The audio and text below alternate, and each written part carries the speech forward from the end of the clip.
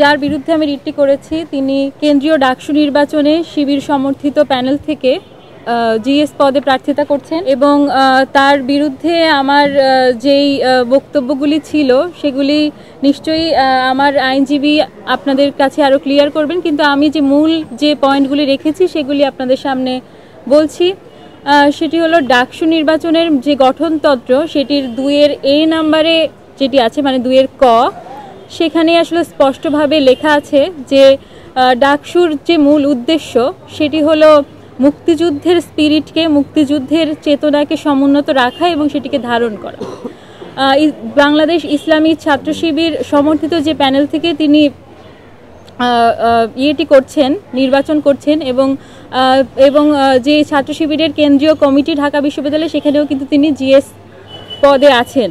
হ্যাঁ, তো সেই জায়গা থেকে বাংলাদেশ ইসলামী ছাত্র শিবিরের যে ঐতিহাসিক যে ভূমিকা এবং ঐতিহাসিক যেই স্ট্যান্ড বাংলাদেশের মুক্তিযুদ্ধের বিরুদ্ধে, সেটি আসলে আমাদের ডাকসুর যে গঠনতন্ত্র, ডাকসুর যে মূল লক্ষ্য এবং উদ্দেশ্য সেটির সাথে সরাসরি বিরোধিতা করে। এবং আরও যদি এভাবে বলি, আরও যদি বাংলাদেশ ছাত্র শিবির নিয়ে বলতে যাই, বাংলাদেশ ইসলামী ছাত্র শিবিরের যেই গঠিত কিন্তু বাংলাদেশে হয়নি, সেটি আসলে ৭১-এর আগে তারা হচ্ছে বাংলাদেশে এটি পশ্চিম পাকিস্তান থেকে পরিচালিত হতো। পূর্ব পাকিস্তানে এটির উইং সেটি খোলা ছিল, মানে পূর্ব পাকিস্তানে সেটি ইসলামী ছাত্র সংঘ নামে পরিচালিত হতো এবং পরবর্তীতে মানে ৭১ সালেও কিন্তু ৭১ সালের গণহত্যার সমর্থক হিসেবে, গণহত্যার সহযোগী হিসেবে বাংলাদেশ ইসলামী ছাত্র শিবির ইসলামী ছাত্র সংঘ নামে তাদের গণহত্যার সমর্থন চালিয়েছেন এবং গণহত্যার সহকারী হিসেবে পাকিস্তানিদেরকে সহায়তা করেছেন। তো এই ঐতিহাসিক স্ট্যান্ড থেকে এবং পরবর্তীতে যদি বলি, ইসলামী ছাত্র সংঘ পরবর্তীতে ইসলামী ছাত্র শিবির নামে স্বাধীন বাংলাদেশে রাজনীতি করা শুরু করে, কিন্তু ৭২-এর সংবিধান অনুযায়ী বাংলাদেশে আসলে কোনো ধর্মভিত্তিক রাজনীতি চলতে পারবে না, সেটি বলা আছে। তো যাই হোক, আমরা SM ফরহাদের বিষয়ে যেই আমার বক্তব্যগুলি তুলে ধরেছি সেটির প্রথম বক্তব্যটা হচ্ছে ডাকসুর গঠনতন্ত্রের যেই লক্ষ্য এবং উদ্দেশ্য সেটি অন্যতম একটি গুরুত্বপূর্ণ পয়েন্ট।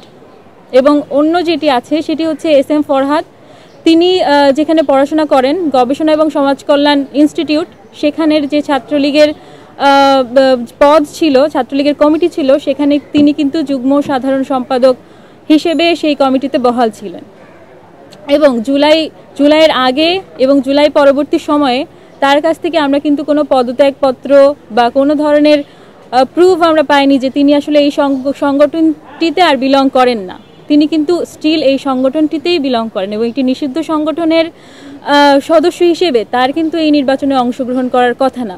এবং একই সঙ্গে হচ্ছে তিনি বাংলাদেশ এবং ওই যেটি ডাকসুর গঠনতন্ত্রের 2-এর A অনুযায়ী তিনি যে মুক্তিযুদ্ধকে ধারণ করেন না, তার সাংগঠনিক পদ অনুযায়ী তিনি যে বাংলাদেশ ইসলামী ছাত্র শিবিরের সাধারণ সম্পাদক হিসেবে আছেন, সেই অনুযায়ী তিনি আসলে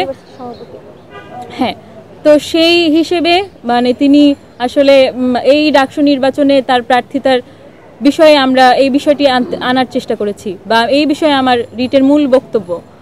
এবং আরও একটি বিষয় যদি বলি, আমি হচ্ছি এই প্যানেলে মুক্তিযুদ্ধ এবং গণতান্ত্রিক আন্দোলন সম্পাদক পদে প্রার্থিতা করছি।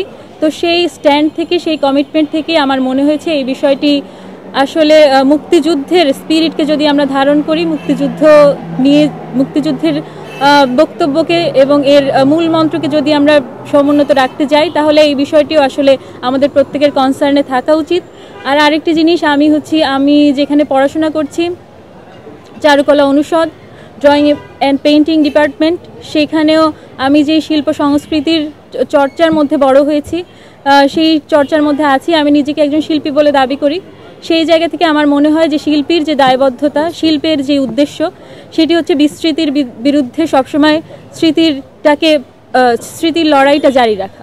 তো আমি চাই না যে আমাদের যে ঐতিহাসিক স্ট্যান্ড, সেটি আসলে আমরা ভুলে যাই, বা আমাদের ঐতিহাসিক গণহত্যা সেটি আসলে আমরা ভুলে যাই। আমি চাই এই স্মৃতিটা আমরা ধরে রাখি এবং এটি আমার দায়বদ্ধতা হিসেবেই আমি করেছি।